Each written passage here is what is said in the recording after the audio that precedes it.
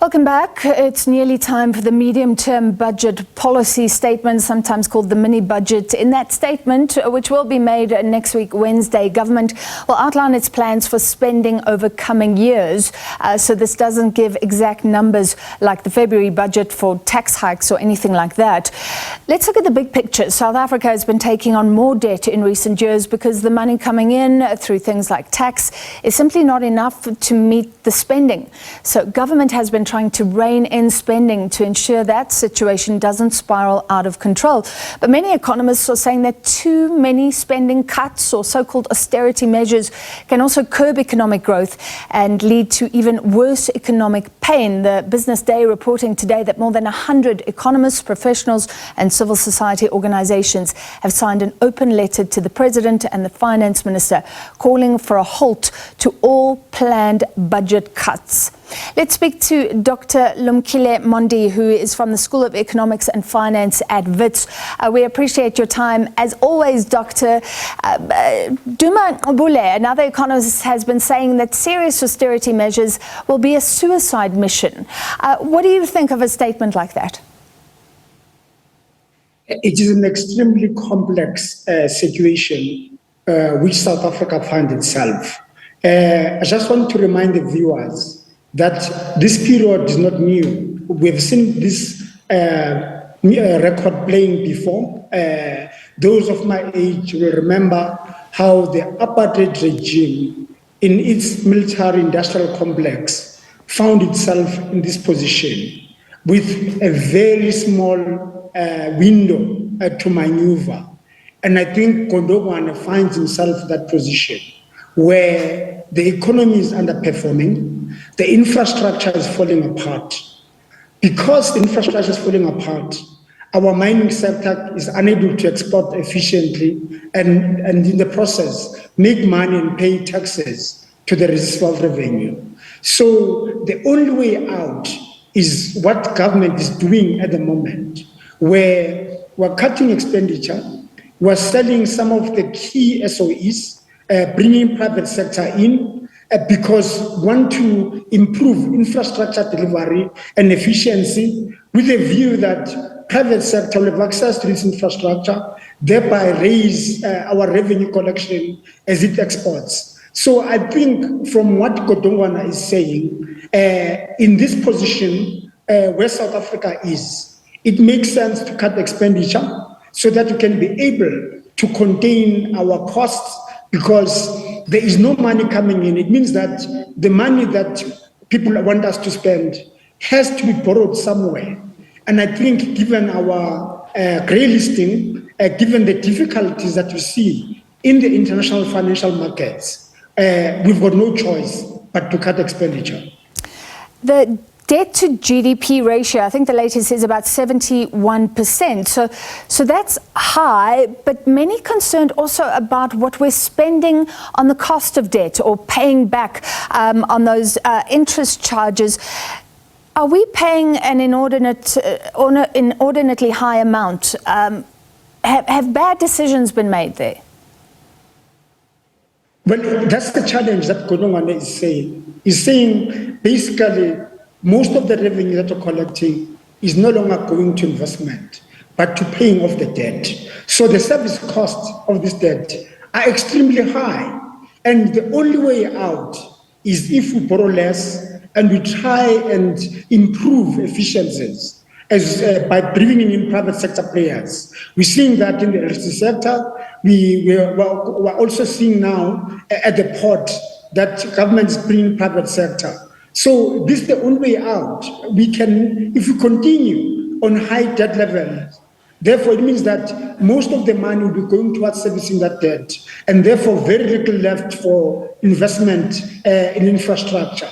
It means basically that the government will never be able in the medium to long term to repay some of its debt if we don't bring private sector in to do some of the infrastructure investment. So I'm encouraged that government is now at last turn around and is privatizing without announcement. It's doing it in action. We're seeing it Transnet, Port Authority.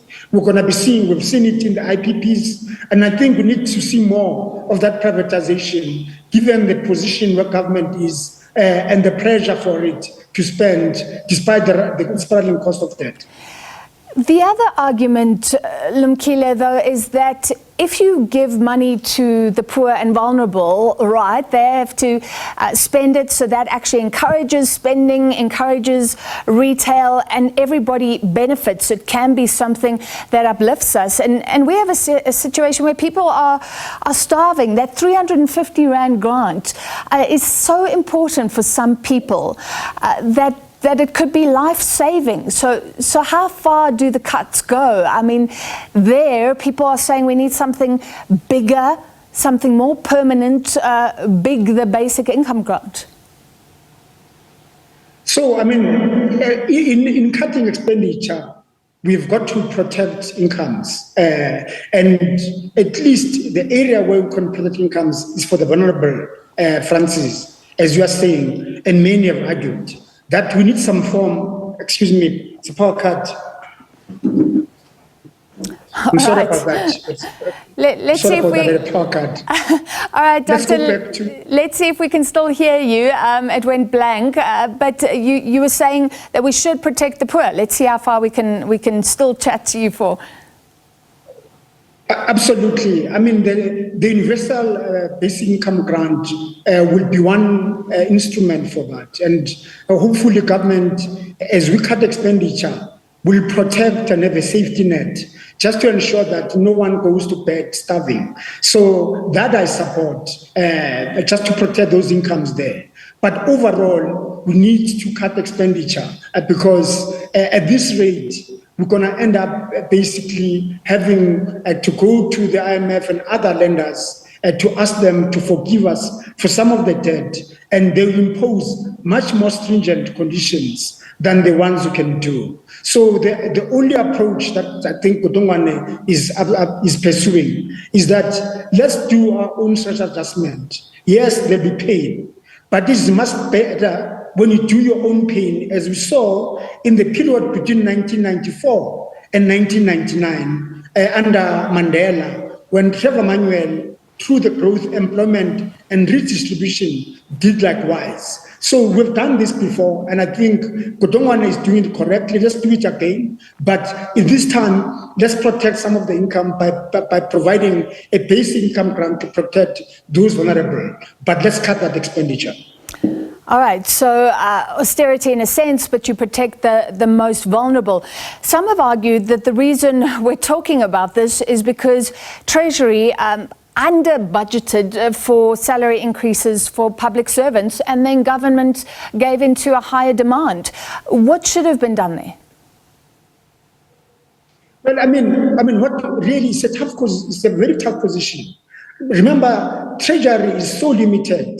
Through SARS, it collects money and then it spends that money.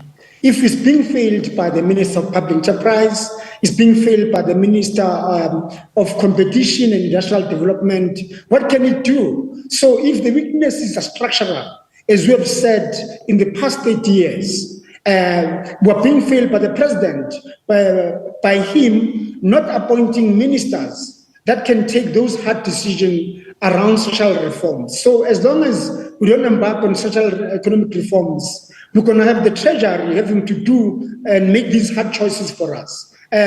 So I think it is that context that in criticizing Treasury, we forget that actually the ministers that are key in the economy, Minister Gordam, Minister Patel, who are supposed to take those hard decisions, fail us. In the process, Treasury has to make that choice. And I think the critique to Treasury, that's where people forget that actually we've got a much bigger social problem that we have not tackled. We keep on kicking the ball to the touch instead of making those hard decisions. All right, we appreciate your take as always. That's Dr. Lumkile Mondi from the Wits School of Economics and Finance.